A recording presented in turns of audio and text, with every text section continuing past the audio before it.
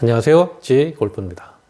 오늘은 현재 진행되고 있는 테스트앤고 프로그램에 대해서 말씀드리고요. 그 다음에 역시 진행되고 있는 샌드박스 프로그램에 대해서 말씀드리고, 향후 태국이 방역 조치를 어떻게 할 것인지에 대한 제 개인적인 전망도 말씀드리겠습니다. 그리고 마지막으로 현재 바뀌었죠? 오미크론에 대한 이국자에 대한 내국인, 외국인을 포함한 입국자에 대한 방역 조치가 살짝 변경이 됐습니다. 이것에 대한 내용도 말씀을 드리는 시간을 가져볼까 합니다. 자, 그럼 먼저 테스트앤고 프로그램에 대해서 다시 한번 전해드리도록 하겠습니다. 이거는 이제 태국 정부에서 공지한 내용을 이제 보여드리는 건데, 제가 설명을 드리면 현재 테스트앤고 프로그램은 이전 영상에서도 말씀드렸지만 입국을 하는 동시에 진단검사를 받으시고 5일차에 다시 한번 진단검사를 받으셔야 하는 내용으로 변경이 됐습니다. 이에 관한 그 세부 사항이 조금씩 바뀔 수도 있을 것 같아요. 그래서 이런 세부 사항 같은 경우에는 제가 이제 뭐 그때그때 영상을 제작해서 올리기가 힘들다 보니까 제가 요 영상 하단에 설명란에다가 관련 사이트를 링크를 걸어 두겠습니다. 그러면 그 링크를 가끔 들어가셔가지고 관심이 있으신 분들은 검색을 해 보시길 바랍니다. 그리고 두 번째로 샌드박스 프로그램에 대해서 다시 한번 말씀드리겠습니다.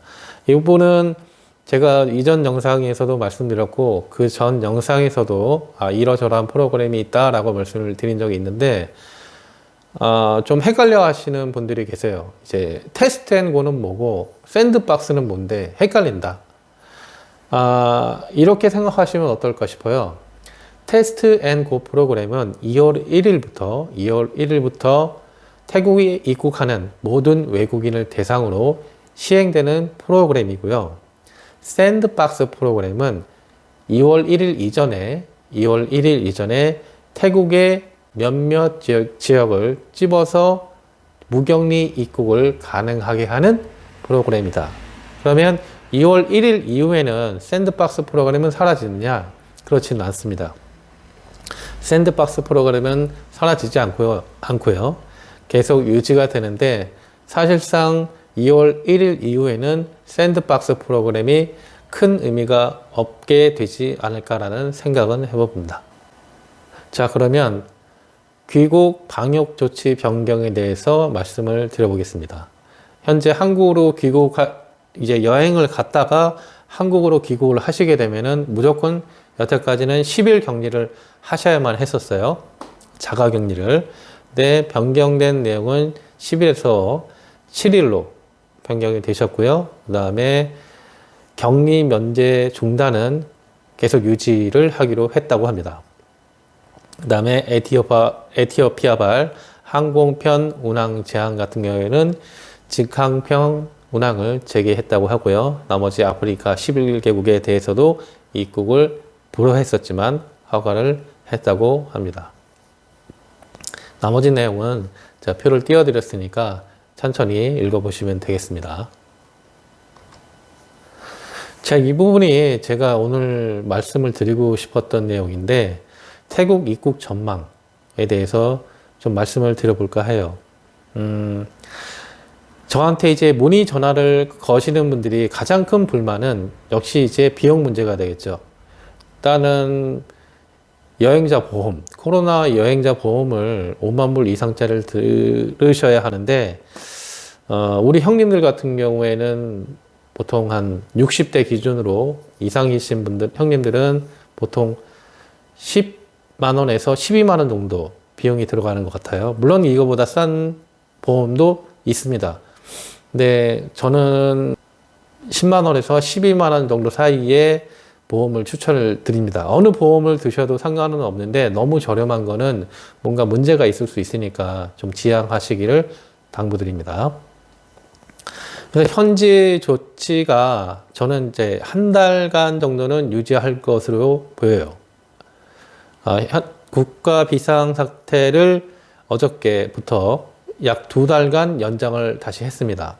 국가 비상사태라는 것은 코로나 유행 시기니까 이러저러한 제한 조치를 취한다.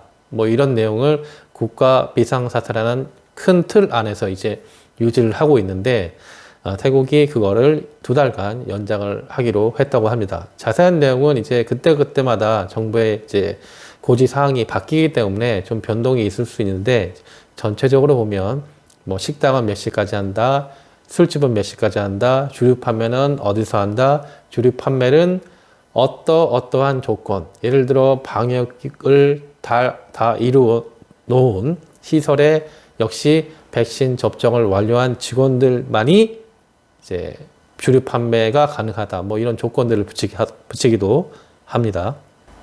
자, 그래서 이런 이제 태국의 조치 사항들이 왜 자꾸 들쑥날쑥 하냐면 이 확산이 많이 일어나는 곳이 사람들이 많이 모이는 곳이잖아요. 특히 이제 관광객.